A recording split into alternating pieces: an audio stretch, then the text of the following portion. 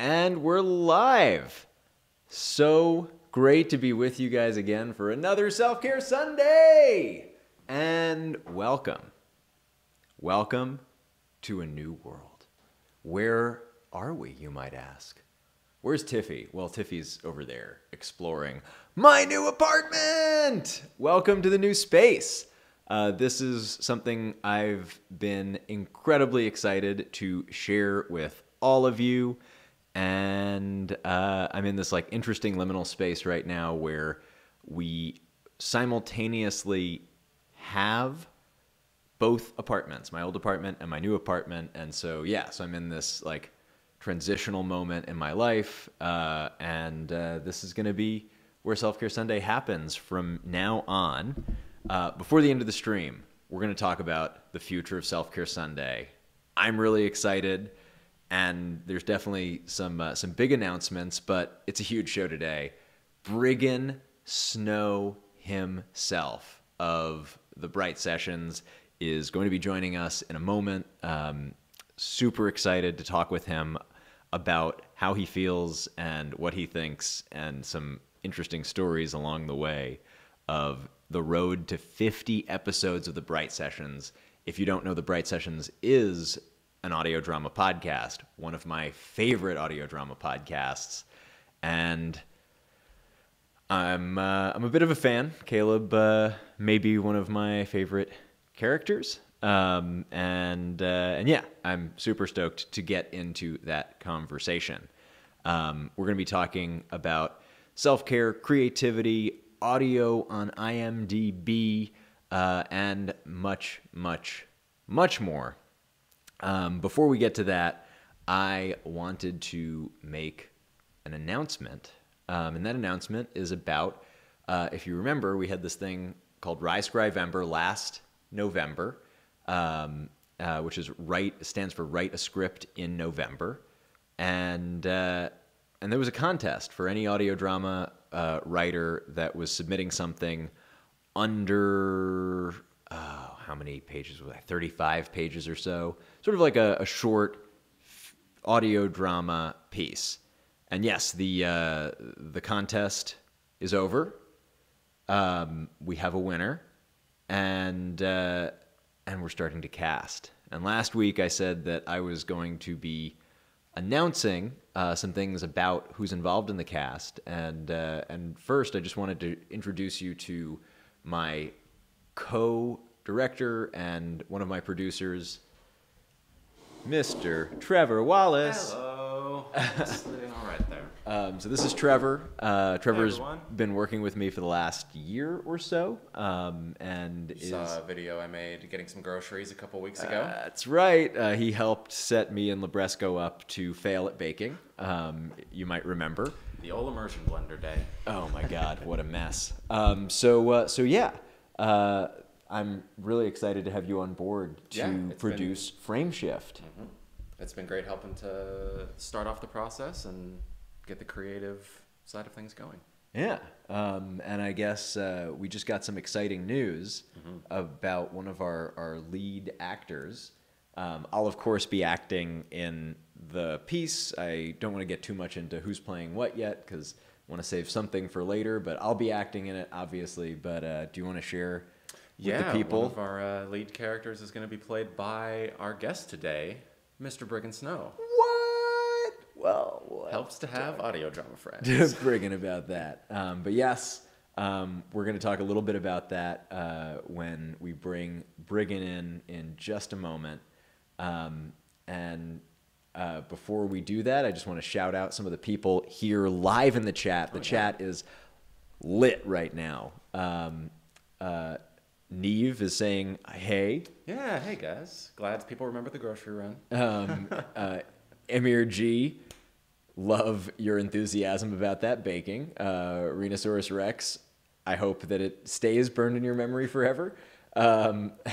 Welcome everybody. Cloud Mooten, Actually T, Key Woodlock, Carol the Neighborhood Kid, Crystal Tiny Falcon, Tyler Gabrielle, Shelly C. Perrin, Shelly C. Perrin. Just so many people I love you all. And for everybody who's not able to be with us live, you are just as welcome on Self Care Sunday, even if it's on a Monday, Tuesday, Wednesday, Thursday, Friday, Saturday. Everybody's welcome, and we'd love to hear from you in the comments on the perma video. Much, much, much love. Okay, without further ado, let's get Briggon in here. Welcome, Briggon. And if you find Tiffy or see her, you can point the camera at her, Trevor. Okay.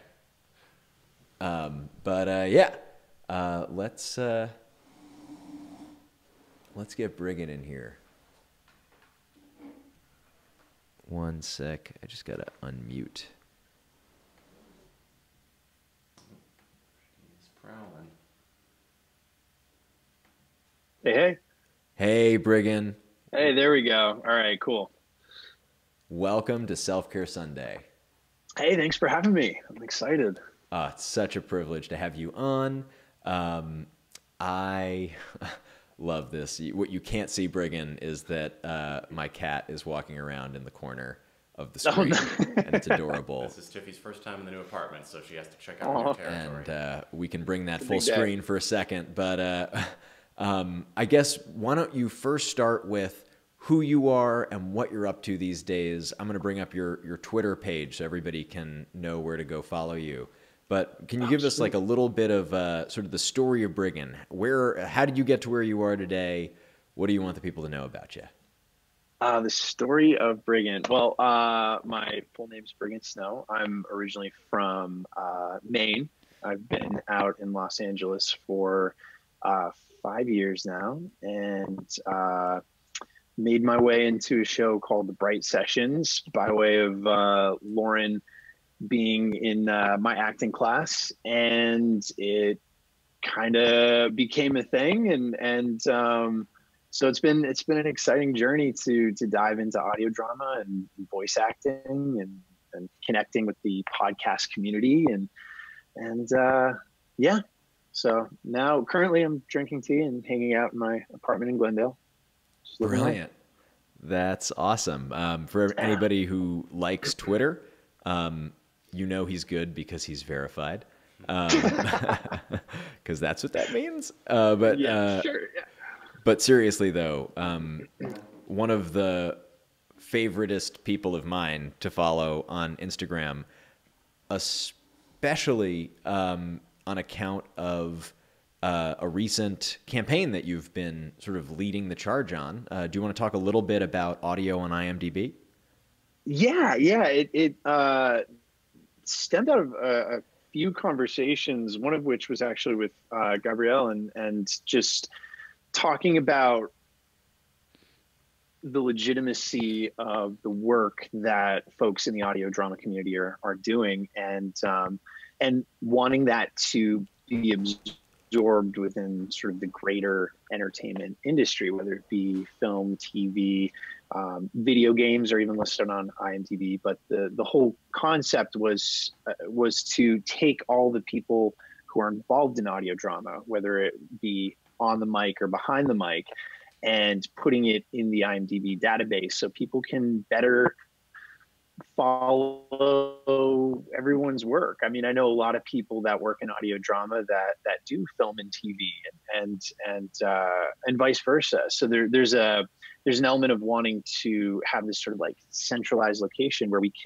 we're no longer seen as sort of like a side, sort of like a niche medium where really we're just as valid as anything that's up there. So that's something that I put forward. That definitely wasn't something that I came up with, but a lot of people have been talking about within the audio drama world, and yeah, just wanted to get that in front of IMDb. So we'll see. Sorry, 1 second. I just got a comment that people are hearing an audio glitch, so I want to make sure that that's not happening. Apologies about that, guys. Whatever that might be.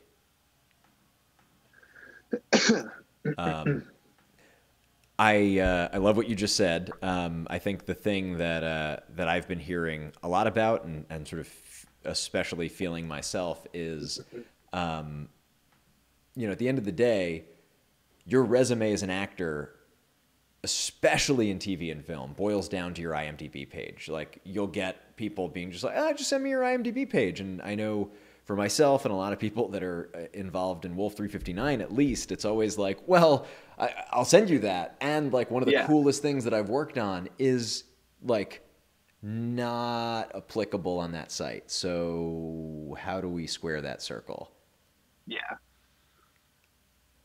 Awesome. Well, I fully endorse and support. I'm with you. I stand with you on. Yeah, no, it's good. I think we're heading there. I think it's as more and more studios or networks pick up podcast content in sort of like an upstream sense, like I think we're heading there. It just needs a little nudge. Brilliant. You mentioned and kind of glossed over getting involved in this little show called The Bright Sessions. Do you want to, can you slow that down for us, those of us who may not know about The Bright Sessions and really, really should, what it is and how exactly you got involved?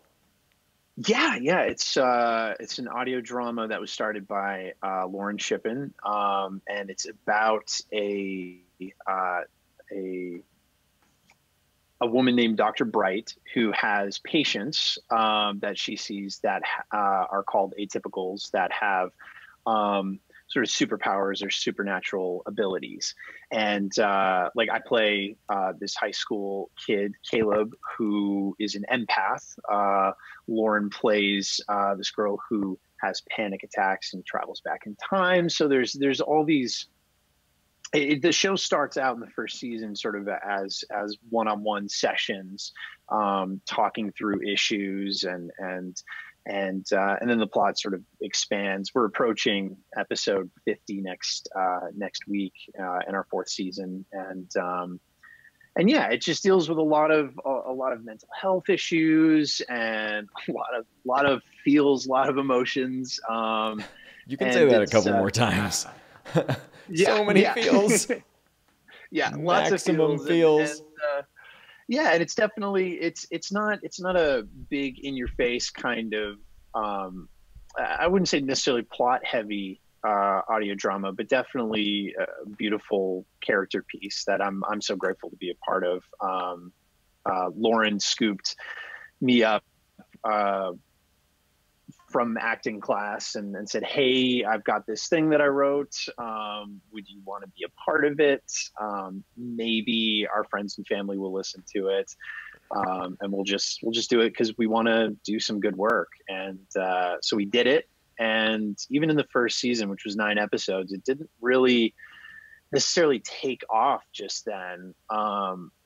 But we kept nagging Lauren, and she wanted to do it anyways. But we were like, let's just keep doing it. I mean, who cares? Let's just keep doing it, and maybe folks will find it, and maybe they won't. But we felt really good about the work that we were doing, and then it just took off and became this amazing thing, an amazing movement. So it's been absolutely the highlight of my career. It's been lovely. That's awesome. What is it like to play a 15, 16? How old is Caleb? He starts as 16 in the show. Yeah. He's graduating high school in this season at this point. But it's interesting because I thought at first I would have to sort of help up the voice and make him sound younger, but the beautiful thing is I've always operated under every age that you've ever been. So I was able to sort of go back to what was high school Briggon, who was closeted and not a football player. So definitely not the things that Caleb is, but was able to sort of like live through that in maybe what I had hoped high school had been for me, which has been this beautiful, just sort of like cathartic process of life informing art, informing life. So yeah, it's been really nice. I love that, life informing art, informing life. Sort of on that note, like what do you think most support, like, I guess, like, to get into it, hashtag self-care Sunday. Yeah. Do you believe that self-care has any connection to creativity? Oh yeah. 100%. It's interesting. Like when you go to these industry cities, whether it be New York or Los Angeles, it takes so much, for the most part, it takes so much to get out to these cities to pursue what we want to pursue, which is a creative life, whether it be as an actor or writer or director or anything like that. And so to honor that, we spend a lot of time putting all of our focus into our art and our creativity, and it can be exhausting, especially in an industry that is so fraught with rejection and people not appreciating what you have to say necessarily. You don't always have a platform to showcase what you're doing. So amongst all that rejection, if you see yourself as only your art, if that's all that you focus on and you have nothing to fill you up, nothing outside of what you're trying to create or what that world is, then you live or die by that success and rejection. So for me, self-care is all about, I mean, I am massively fulfilled by the work that I get to do within acting and writing and everything. But the stuff that keeps me going is stuff that has nothing to do with it. It's stuff that like makes me a human being. So I don't fall apart when I get that no from a casting director or someone who doesn't want to listen to my pitch. Right. So, yeah. Sounds like resiliency. Being able to sort of, I get knocked down, and then how do I get up again? To quote an old song. Yeah. Yeah, I guess. Yeah.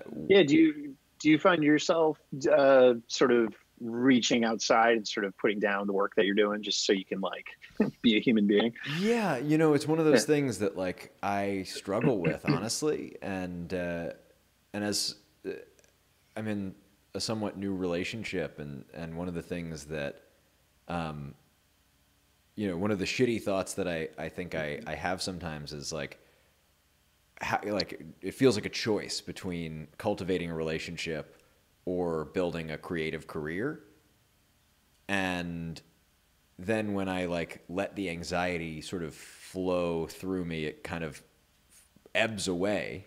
And then I just discover how much fuller I am creatively when I take time to just be with someone.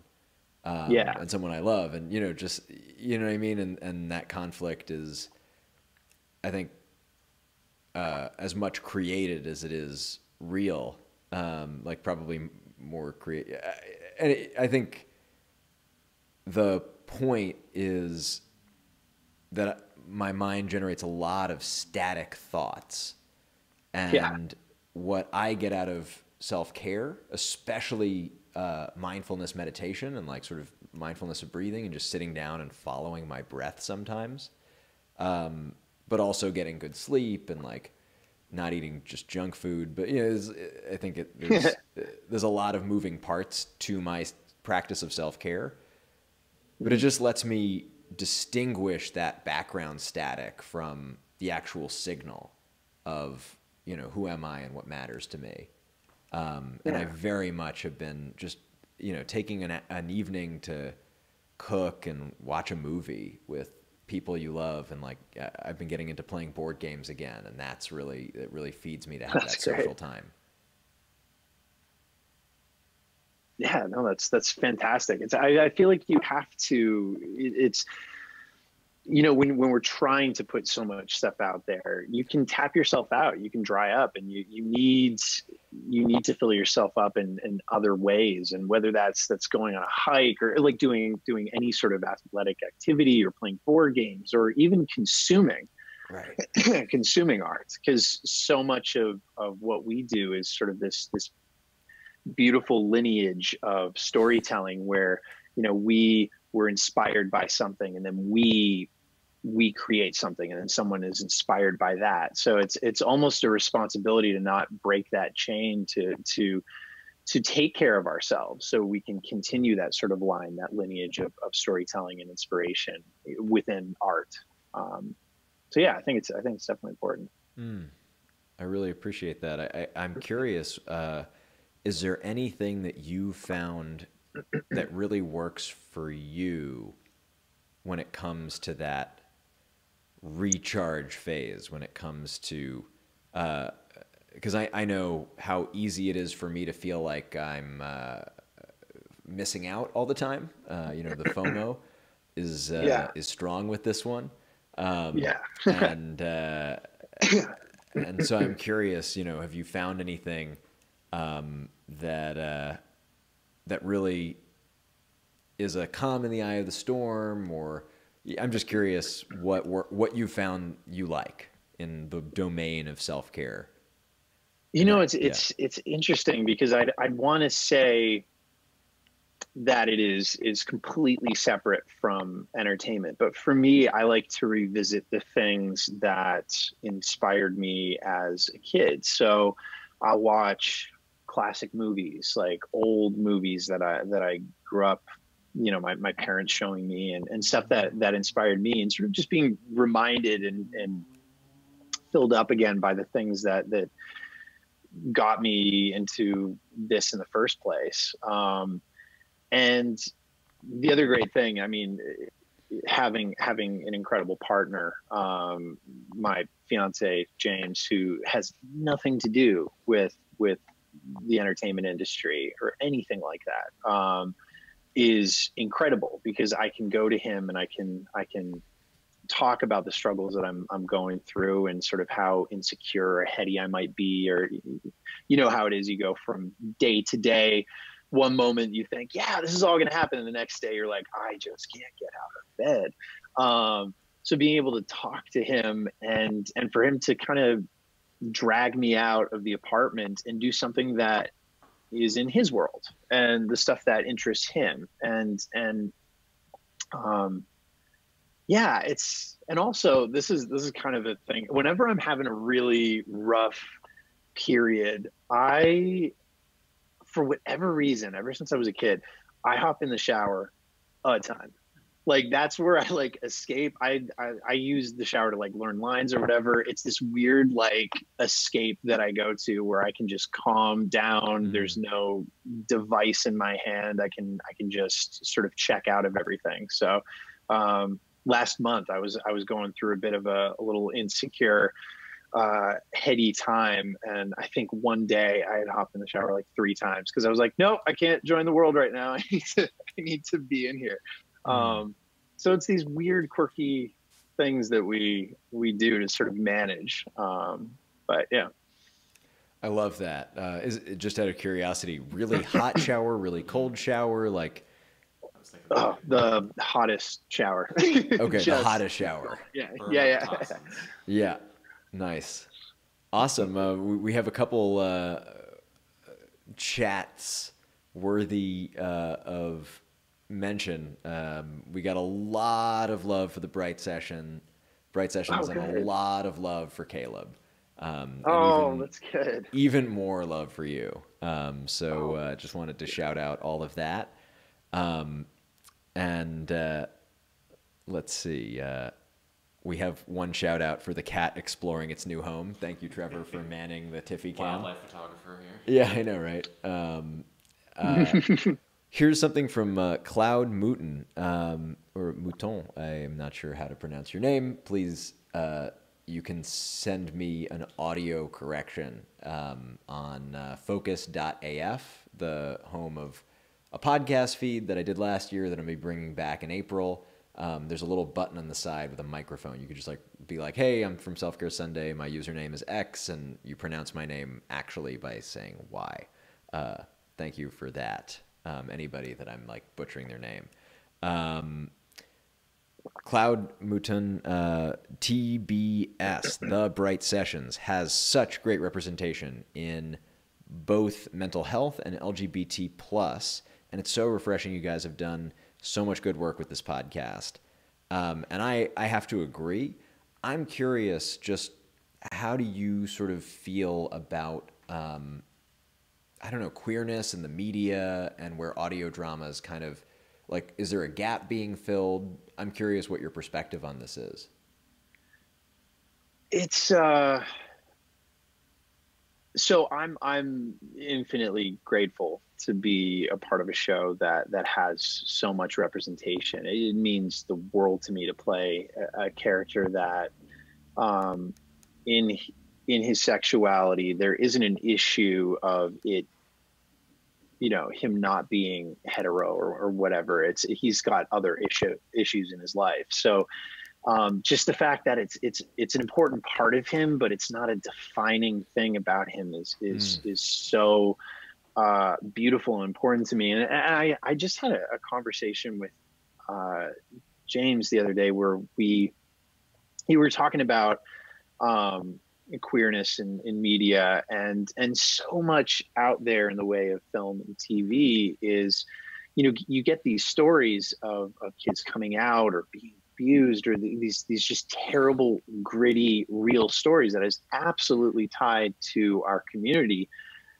and is important to tell. But for something like a movie like that, I've been talking a lot about on socials lately, like Love, Simon, where James and I went to the movie theater, and I cried through that thing because it was so simple and beautiful and mainstream. I think there's something to be said for these stories to be told through a sort of quote mainstream lens, that just makes it sort of like, yeah, this is normal because it is normal. And I think so much of that moving of the dial towards that has to do with queer fans. And a lot of the audio drama community is LGBT plus, and these voices, they move the conversation on social media. They command the conversation in social media to a place of acceptance and understanding and saying that we want these stories told. And I think studio execs and creators, I think they're all becoming savvy to this and realizing that, oh, they're out there, because we are out there, and we want to see ourselves and stuff. We want to hear ourselves and stuff. And that's not to say, like, I had a beautiful coming out process myself, and I could see that within Love, Simon. So I was able to connect with that. I'm not saying that that's sort of like the gold standard for everyone, but having this variety in storytelling where everybody gets their due is it's just good for the heart. It's good for the soul. It's good for all of us. So, and I think audio drama is a huge part of it. It's the most accepting, intelligent, loving community that I've ever been a part of as an artist and a creator. So I think a lot of the people that are right now in this chat or listening to this now or later, like, you guys are a part of this movement towards just better storytelling and getting everybody in there. So, I mean, thank you. Like, definitely thank you. I feel the same way about it, honestly. It's been a real blessing, and I had the great gift of getting to play Doug at the same time that I was sort of sorting out myself personally, and getting to participate in the discourse that I think is just so much more, like, on the whole, is just like phenomenally mature for what is available on most of the internet. And that's been really, really cool. I have one person asking, it's a little bit of a tangent, what's your favorite comfort food movie? This is Key Woodlock. Oh gosh. Ooh.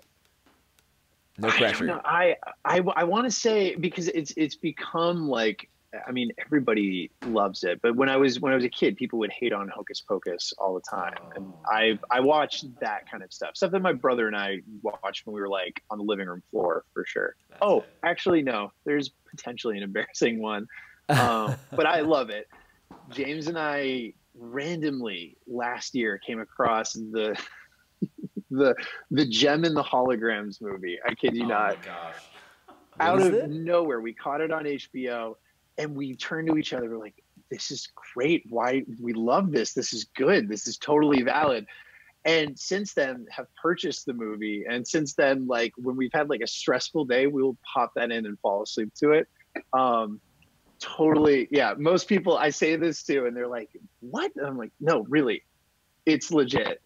It makes me happy. You know, whether you like it or not, it's a movie that makes me happy."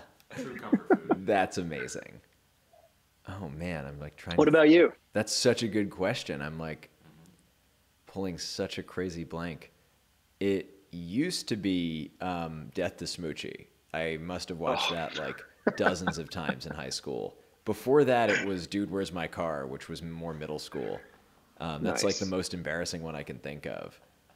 very nice. Dude, where's your car? Where's my car, dude? Dude, what does my tattoo say? Dude, what does my tattoo say? Sweet. Simpler time. It really, really was. There's a lot of problems with that movie. Man, I feel like I watch kind of intense movies. Like Brazil is my favorite movie. Oh, nice. Yeah, and I'm trying to think like what is the like movie that I like I feel like I mostly watch television these days, and like that's mostly what I like kind of go numb You know to. what I've been doing, and it may be, you know, to tie it to self care, and Yeah. I've been talking about sort of jumping back into things that inspired me when I was growing up, Mm, and so much of the climate right now, you know, you hop on socials or the news, and it looks like everything is on fire some days, right. and I found myself retreating into a lot of '90s movies, Hmm.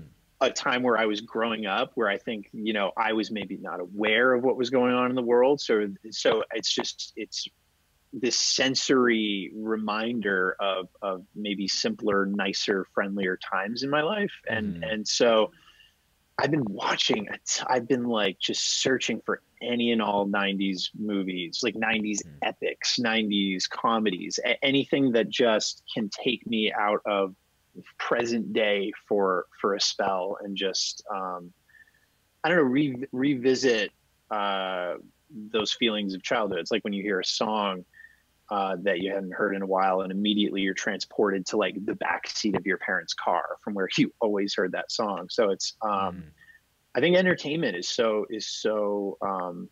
important in that sense, because they're like time capsules within ourselves of when we saw something and how it affected us. And it also speaks to how when you revisit a movie that you thought was brilliant when you were a kid, that so informed who you are as a person, you go back to it 10, 20 years later, you're like, oh, okay, maybe that wasn't such a great thing, but it's timely. So yeah, I've been jumping a ton into '90s movies. That is awesome. Um, One question I have for you, because this is something that I deal with, how do you determine if you're in a self-care, pull the ripcord, break glass in case of extreme need, like movie, TV watching, Mm. and like that versus maladaptive coping strategy, I'm numbing the pain. This is like Netflix, like opiate, you know what I mean? Just like pressing the sort of like maybe the difference between pressing the button once and like those experiments with rats where you like they have a button hooked up to their pleasure center and they just sit on the button. Like I'm just like wondering at what point does a binge go bad? And Oh, how can you tell, and do you have any tricks for how to like pull yourself out of a downward cycle of streaming media too much, like too much? I think it's when it gets to a point of like, I know when I need to take a break from doing productive things, whether it be just being able to pay bills in my life or creating the stuff that I'm trying to create. Right. Anything Breaks are having time healthy. I think we can all agree that yeah. breaks are good. Yeah, and so I can identify that easily. On the flip side of that, when I'm in it, I can pretty easily identify when I'm using it as a crutch or an excuse to just become brain dead and zone out. And I think that that happens when opportunities or things that I've set that I know that I need to get done are consistently being explained away or skipped. And it definitely happens. I mean, I wish I could say that I can jump in and out very easily, but there are times where it's like, no, I want to stay in Right, this world and not be responsible for life. I think well said. But I think my own part of what drives me and part of what fuels my insecurities is the tool of what gets me out of that too, which is my ambition and my determination, to where, you know, if I sit in that too much, I feel like a slug and I feel lazy, like I'm not doing what I should be doing. So I think it can be used as in a positive way and a negative way for me. I think if I sit around doing nothing for too long, it makes it worse. So I sort of wade into the pool, but not necessarily the deep end all the time. Right. But yeah, I feel that. Do you is guilt something that you you would say you experience often? oh hell yeah. Okay. Yeah. I see you. Yeah. Yeah, I feel that. Oh man. It's guilt of I mean, God, I deal with, you know, issues of self-worth and my own validity and legitimacy and you know, imposter syndrome and guilt of you know, folks that I think that deserve to be doing way better than I'm doing, or guilt that I feel that I should be doing better than other people are doing. It's this constant, you know, I really try and make sure to not pit myself against people. Oh my God. I do but the same thing.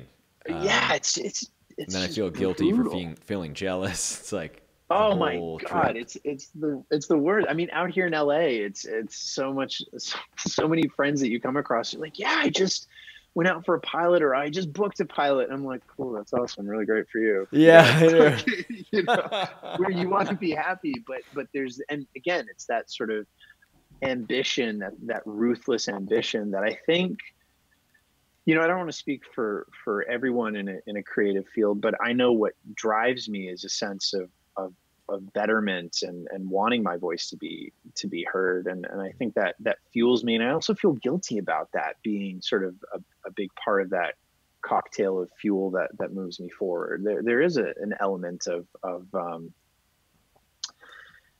I don't know. I want to be better, but sometimes the thoughts that pop into my head, I'm like, wow, God, you're a jerk, right? Right. So that's where I think my guilt stems from. I think we're For sure. always at the base of the next mountain, so to speak. Mm-hmm. And that I think is ultimately a great piece of news, but is hard to swallow. Especially when, like, I don't know about you, but I, you know, can see sort of the wake of decisions I make sort of like eroding dunes. You know, just like whenever something, a coach once told me that, like, if you're having breakdowns, you're probably on the right track, because if you're not having any, like, you might not be living very, and it's just like, huh, interesting. So breakdowns are a sign that I'm living and, like, doing stuff. Okay, that makes me feel less terrible. And Yeah, me too. yeah, Something's mattering. what's that? Something's mattering. Yeah, it's just like you know, you can't. What's that cliche expression of like, you lose every game you don't play, like try. You Or miss something. 100% of the Yeah. shots you don't Yeah, you miss 100% of the shots you don't take. There you go. Sports. Sports. Yeah. So there's a lot of talk in the chat right now about Studio Ghibli and The Martian, and those are both things that I really enjoy. So I guess is there anything else that everyone should know about Briggon, about what you're working on, about what you're excited about? What else can we talk about? Oh man. I feel like, again, the guilt thing. I feel like the next thing in my head is like, I'm gonna plug this thing or whatever. But it's no, it's I'm excited for stuff in the future with projects that I have sort of in development. But right now, I'm super excited to be continuing with the Bright sessions and telling this story and so much of it, like I said, has been this sort of like cathartic experience for me. So selfishly, we're making this for the people who enjoy it, but I it's become a form of therapy for myself, just being able to experience this and particularly the next episode 50, there's a surprising element to it that I've always dreamed of doing in a story. So I'm really excited about that. Wow. Yeah, so it'll be cool. Phenomenal. We're super excited about it over here. So definitely, if you're not subscribed to the Bright Sessions, you have time to subscribe and binge all of it in time for the 50th episode. It's a huge milestone for the show. And I know myself and everybody at Kind of Evil Genius Productions and Wolf 359, just like we all send our love to you guys. We love you guys so much. It's crazy. Again, this is another feeling. thing that I love talking about is like just the love and community and camaraderie amongst everybody in this community. It's awesome. It's so good. I so feel that. And Madoku, say hi to Marta from me and Briggon. And I just want to shout out Ite is calling, who is in the chat for the first time and not watching it later. So welcome as well. So we talked about this briefly, Briggon. I don't know if this is safe, but every great journey starts with the first step. So some good news and some bad news, people. The bad news is that I am going to be experimenting with taking this show to a monthly cadence and no longer a weekly cadence. So Self-Care Sunday, we're switching it up. The next episode will be April 1st, and then from then on it'll be the first Sunday is April 1st a Sunday? I think it is. I think I looked at this before. Yes, that is correct. So basically, like every first Sunday of the month will be Self-Care Sunday. And that's bittersweet because it's sad that I won't get to see you guys every week right here on YouTube. Do know that why this is exciting is that the shows are going to get ridiculous. And a lot more like this, with some more pre-tape things, with like, I don't know, Briggon, if you saw the episode where I bake, and I say quote unquote bake, because Zach Labresco and I just we really did a number on those cupcakes. It was pretty fucking Nice. awful. It was a lot of fun. I want to do more stuff like that. We're just going to be like really taking that show to the limits of what I think a live show can be on YouTube, and I think there are no limits. It'll be a lot of fun. It will be at 4 p.m. Starting on April 1st. So one of the things that I've been thinking about is segments, and when we're in the same city, I need to have you back on the show for one of the upcoming segments that will be a part of Self-Care Sunday. I'm not sure about April 1st, but we'll see what we can do. Daddy Issues, which I've tried in the past, and I have a new idea for it. Basically, we take turns playing Dream Dads, and talk about our daddy issues. But that's coming up. In the meantime, what can we do with what we have available? I think this would be a perfect day to start what I am now calling Crackfic Corner. As a actor on Wolf 359, as a producer on Wolf 359, as a writer on Wolf 359, I had 3 promises from wearing 3 different hats. I had 3 agreements separately, because every person with every role had to agree to not read fanfic of Wolf 359 while we were producing Wolf 359. But you know what? We're not making Wolf 359 anymore.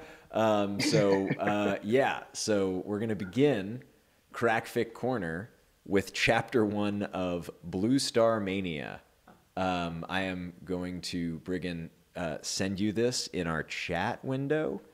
Oh my God. People are excited about this. So I'm going to ask you to read everything that's not dialogue, and I'll just read the dialogue. Brilliant. And we'll get through this chapter and then we'll stop, because I don't think the internet can handle much more than that. Oh my gosh. Blue Star Mania, Chapter 1. Okay. Oh, wow.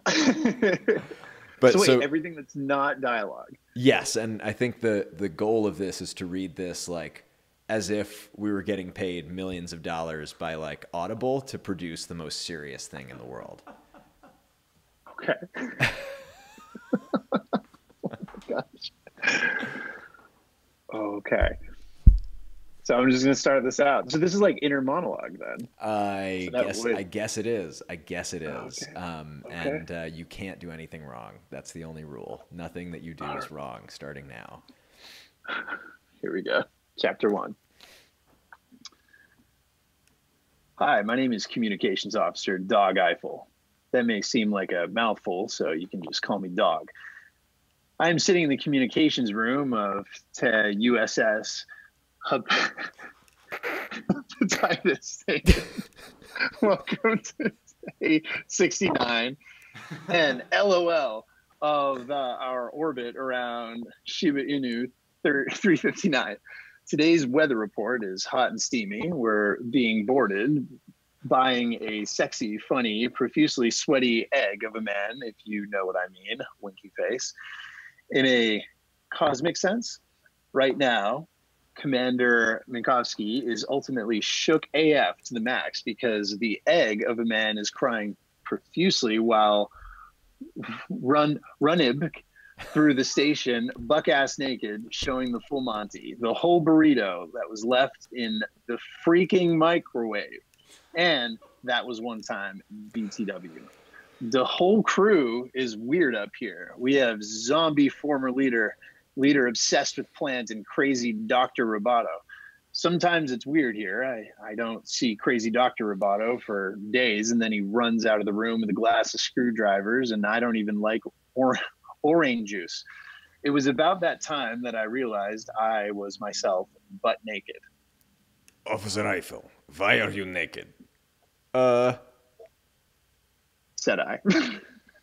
Officer Eiffel, I ask you again. Why are you naked? I turn around and see the one and only is a baller wearing an sick-ass suit of armor with, like, poinson spikes. Officer Eiffel, why are you naked? What, like in a cosmic sense? No, I mean, why are you... Suddenly, there was a nose, like the sound of a very loud someone knocking on the door. What that? I don't know. 111. Bam, the door was kicked and it fell to the ground, which is wired because gravity.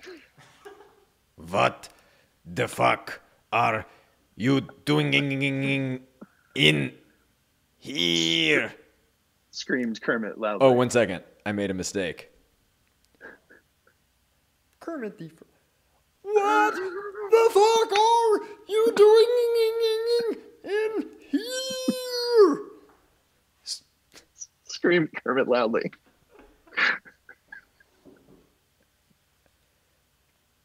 Kerpler 11. Cortana, shut down the station! I yelled nakedly. I'm sorry. I didn't quite hear her that. Cortana said glitchily. Eiffel, do you think that would work? I guess that's Kermit. 1 second. Eiffel, do you think that would work? I have no clue what's going on. Hilbert said. Eiffel, do you honestly think that I didn't unplug the microwave before entering this room? You didn't really enter the room. You broke down the door. Hilbert. Smack. Hilbert fall down. Scarf, red blood running down his face.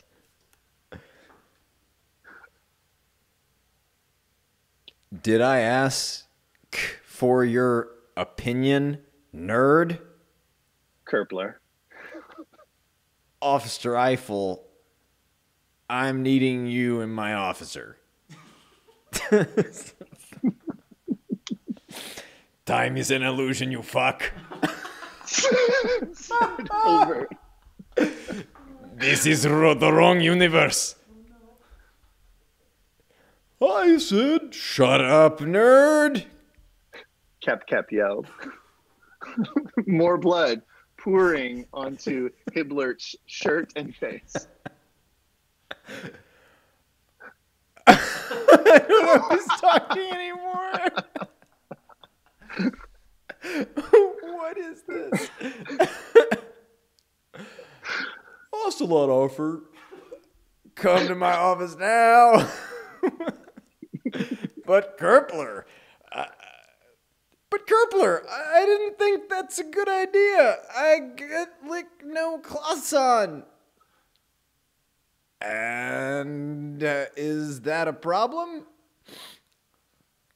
How? And is that a problem? Safe search is enabled. To continue this conversation, please disable safe search. Shut up, Cortana! Everyone Cortana! simultaneously. Wait, I have to do them all separately so that we can layer them later. Yeah. This is going to be an audio. No, I don't know if this is going to be a file. We'll see if anybody edits this into an actual thing and like gets rid of our giggles. Shut up, Cortana! Shut up, Cortana! Shut up, Cortana! Shut up, Cortana! Okay, now I'm ready. 1-1. Everyone simultaneously shit themselves as noise came back. What is that? Dog scream. That is the sound of your pleasure. Wow, that was disgusting and amazing. Kudos. Kudos to Blue Star Mania Chapter 1. I may or may not continue this as a series. That was phenomenal. You crushed it. Thank you for your help with that crime. I feel like a better person for doing that. That's my good. God. That was really special. Well, I hate to say we're nearly at that time. No. It has just been such a joy to have you on the show. So great. Before we go, I'd love to do some quick top picks. And this is really informal. Basically, 1 to 3 things that you have discovered lately or have always been a part of your life that you just like, you know, pick. Be them like media pieces, gadgets or tools, people, you name it. Ooh.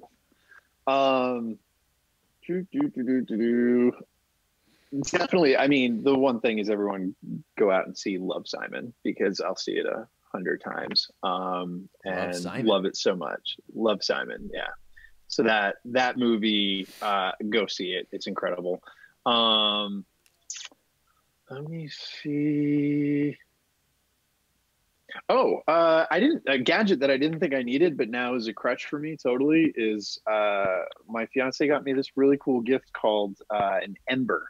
It's an Ember travel mug, and it literally connects to an app on your phone, and you put a drink in there, and you can pick the what is supposed to be the optimal temperature for that drink, and it will keep it at that temperature, lower it, or bring it to that temperature and keep it at that temperature. So you can have your hot tea or coffee or cocoa at the same temperature for the entire time that you drink it, which is pretty cool. That's amazing. So it's just got a yeah. heating element in it or something, or? Yeah. It's got like a charging base that I have next to my bed, and I use it in the morning and in the car, and the last sip of coffee that I have stays the same temperature, and it's awesome. It's something that I didn't think I needed. It's kind of silly, but kind of amazing. Wow. So that's been amazing. enjoying that. What is that? Yeah. I can't even picture what that would look like in my head. I'm like, it's so they actually have Ember cups too. So you can have like a tabletop cup too. So it's pretty neat. And then in terms of, sorry, I'm just looking at this. I'm like, you're checking it out. Do you have the one with the handle, or the one that's like tall? I have the tumbler, the travel mug, the thermos, not the thermos. Yeah, not the mug. Yeah. So that's been cool. Oh yeah, look at you with technology. But yeah, it's super cool, and I love using it, and it's gotten me all teched out. I used to be a gadget guy when I was a kid, and I think I'm getting back into it because now I'm looking for things that I don't necessarily need, but I'm like, oh, wouldn't that be cool? That is really cool. This is really cool. And I'm gonna send them an email and ask them to send me one for free and see what happens. There you go. I'll review it. Yeah, and I'm trying to think of anything else. I kind of got back into a band that I hadn't listened to in a very long time, and it's been inspiring me recently. But if anyone has listened to Marianas Trench, they're really great. They're a band from Canada that I loved in college, and now I've just been obsessively listening to again. So Marianas Trench? Marianas Trench, yeah. Marianas Trench Band. Mm-hmm. Isn't good I stuff. I see. Cool. Yeah. So 3 random bits. So what was the movie one more time? Oh, Love Simon. Love Simon. Like, go see it. Tell your parents to see it. Tell your parents' friends to see it. Everyone needs to see it. Dang you. It's a good one. That's exciting. Yeah. Hell yeah. I will just share one right now, and that is I've been communing with Fred Rogers, who's unfortunately no longer with us, I think. Yes. Yeah. This is Mr. Rogers of Mr. Rogers' Neighborhood. I've been trying to find any books of his that I can get my hands on, and so far it's been 2.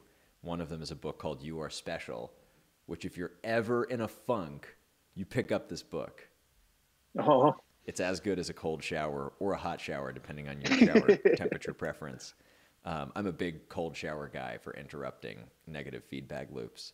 But yeah, I'll just open to a random page and read you something. I'm going to pick a better random page. Sorry.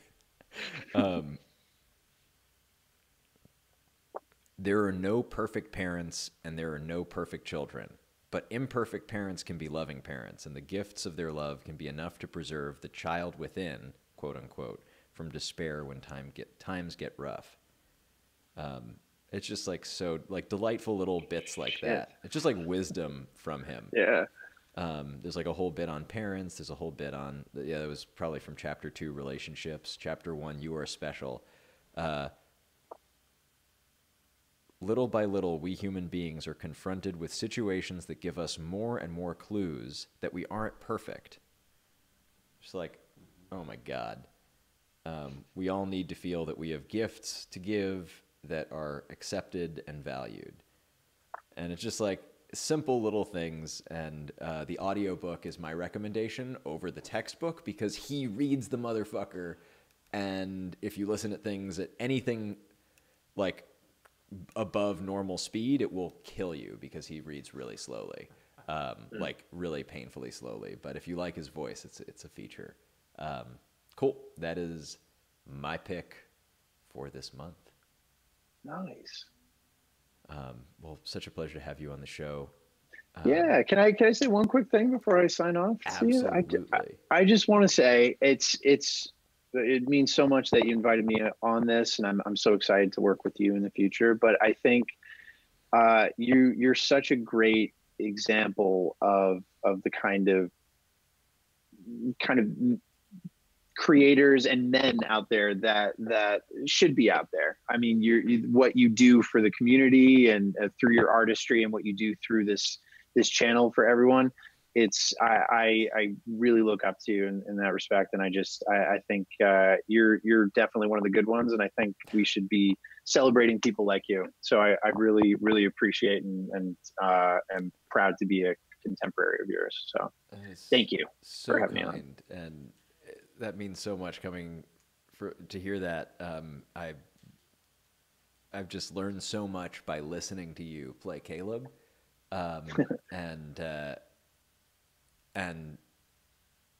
gotten more ambitious as I see some of the music videos you've come out with. That I definitely feel like the feeling is mutual. And I really appreciate all that. And thanks again. I'm so excited to work on Frameshift with you, and everyone at home, get stoked. This thing is going to be ridiculous. Yes. No, and I think we're gonna have an announcement at least per episode. Now that we're like every month, you can expect a new Frameshift announcement, and I'd love to have the author on the show, and we'll be getting into all that as the months go on.